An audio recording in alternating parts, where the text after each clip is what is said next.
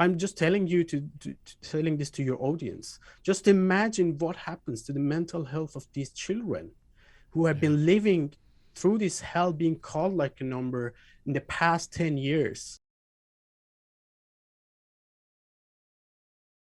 I don't think anyone would blame you if you at this point in your life decided to go in a completely different direction. You're in Norway. You become a an architect or a barista or a truck driver or a professor or whatever you want to do. But you continue to want to speak out about things. You posted in on Instagram in April of last year. Let me quote you. I left the prison camps long ago, but didn't leave the memories of the children who were born in prison and still remain there, the memories of the ones who died in the camps unfairly, the memories of the people who remained in prison camps without committing a crime. I am their voice. We are their voice, the voice of the children behind the fences.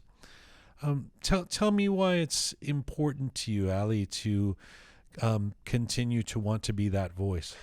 Yeah, the thing is, I meet lots of students, Norwegian students, and I go and visit lots of schools. And uh, I think what Australian government did to, especially to children, was not fair because children don't choose immigration.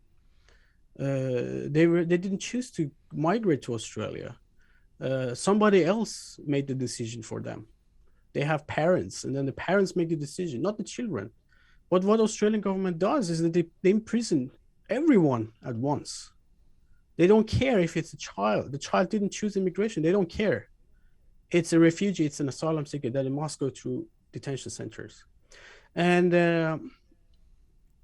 and also when I was in detention centers, I used to, of course, log into my social media and see all these children behind the fences, the photos taken from these children behind the fences. And I was sure those children are seeing their own pictures also behind the Mm. fences with the face blurred and all these slogans, carrying around.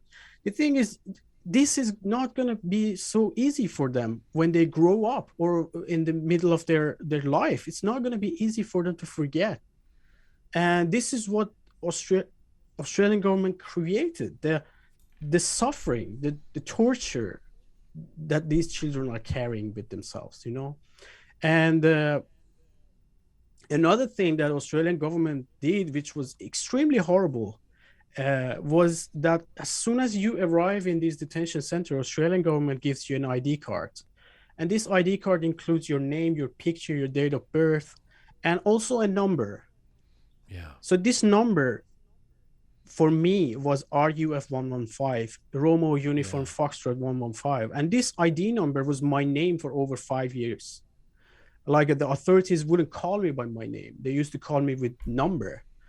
And when I realized that Australian government was doing the same thing to children, not only to adult or middle-aged people, but also to children, calling children like numbers. As an adult, me, being called like a number for years, my brain, my own brain, is slowly started devaluing me as a human being because I Mm. was nothing but Mm. just a number.